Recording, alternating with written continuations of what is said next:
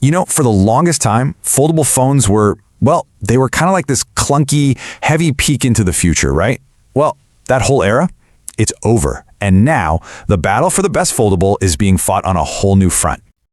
It seems like the entire industry kind of woke up and decided that just having a screen that folds isn't enough to wow us anymore. We're totally past that gimmick phase. Now, it's all about serious refinement. I mean, if you compare these new phones to what we had just a year or two ago, it's night and day. Remember that feeling of carrying what was basically two phones duct taped together? Yeah, those days are long gone. We're talking about something way more elegant now, something actually practical. And that's where our three big contenders come into play: Samsung, Honor, and Oppo.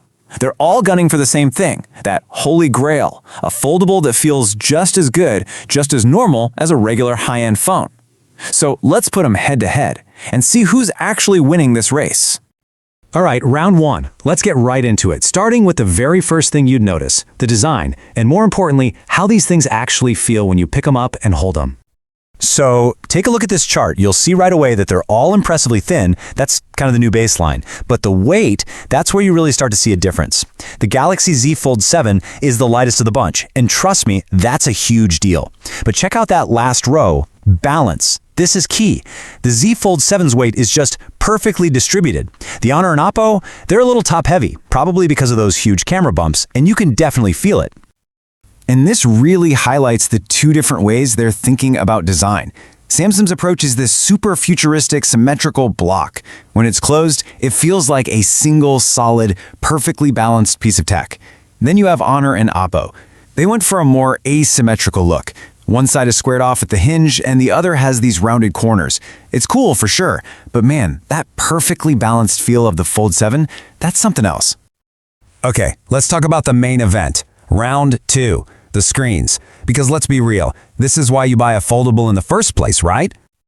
So here's the thing. The crease on all three of these is way better than older foldables. It's really faint across the board. But Oppo has a secret weapon, a really clever one. Their inner screen has this unique matte anti-glare coating, and what that does is diffuse light in a way that makes the crease, well, it practically vanishes, especially when you're outside. It is an absolute game changer for visibility. Okay, so Oppo wins on what you can see, but what about what you can feel? This is where Samsung comes back swinging. When you slide your finger over the middle of the Z Fold 7 screen, it is buttery smooth. It's the most seamless feeling of the three. On the others, they're good, don't get me wrong, but you can feel just a tiny little ripple under your finger. So it poses a really interesting question, right? What do you care about more, a crease you can't see or a crease you can't feel? And you know what the best part is? The outer screen on all of these is finally not a compromise. It genuinely feels like you're just using a regular top-of-the-line smartphone. The displays are bright, they're sharp, they have high refresh rates, typing is great, using it with one hand is comfortable. The only, and I mean only, tiny little complaints you could have is that the bezels are still a tad thicker than what you'd see on a regular flagship phone. But that's it. Okay, we've talked about how they feel in the hand. Now for round 3, let's unfold the software and see which one of these phones is actually the smartest on the inside. And when you're just talking about how smooth the software feels to use, oh, there is a clear winner here. Look at the chart. Oppo's Color OS is just chef's kiss. The animations are gorgeous, they're so satisfying. Every single swipe, every transition just flows, giving it this edge and just pure visual enjoyment. But it's not all perfect. There's one really big software stumble, and sorry, Honor, but it's on you. When you open up the YouTube app on the big inner screen, it doesn't do what it's supposed to. It doesn't switch to a nice tablet layout. It just stretches the regular phone app to fit. It looks kind of weird. Meanwhile, the Z Fold and the Find N5 both give you that proper, much more useful two-column view. Now, the AI battle is really interesting. Samsung's Galaxy AI is probably the best overall, just because it's so deeply baked into everything the phone does. It just feels intuitive. But then Honor comes in with this super unique, kind of wild security feature. It can actually detect if you're on a video call with a deepfake. How cool is that? Other than those standouts, though, they're all pretty much on the same page with the basics. You know, helping you write texts, magically erasing people from your photos, that kind of stuff. All right, time for round 4. This is the good old-fashioned spec sheet battle. Let's look at the raw numbers, the cameras, and the batteries, and see who wins on paper. And just looking at the camera hardware, man, Honor really comes out swinging. The Magic V5 has what is probably the most well-rounded, no-compromises camera setup of the three.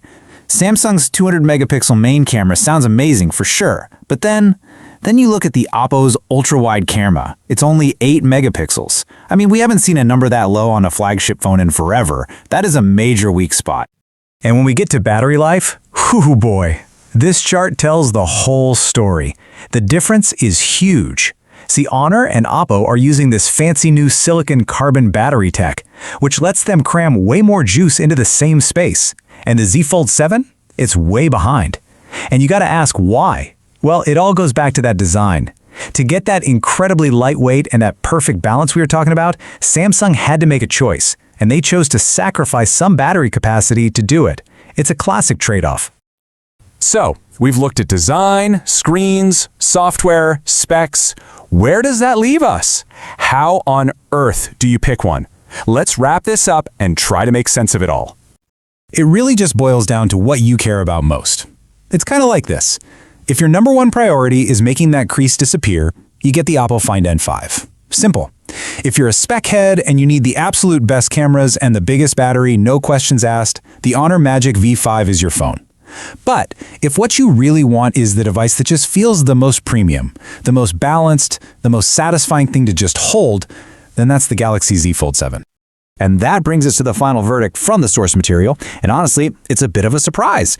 After all that, with its smaller battery and not quite as good camera specs, the personal pick was the Galaxy Z Fold 7. And the reason? It all came down to that feeling. That perfect balance, the lightweight, that in-hand feel was so good that it was the phone they wanted to pick up and use every day, more than the others with better specs. So that really leaves the final question for you to answer. When you're thinking about this kind of tech, what matters more? Is it the perfect feel, that subjective, tangible experience of a device that just feels right? Or is it the perfect specs, the objective, on-paper numbers that prove it's the most powerful? The choice, quite literally, is in your hands. If you enjoy this video, please like, share, subscribe and hit the bell to the later update from my channel. Thank you for watching till the end, and see you in the next video.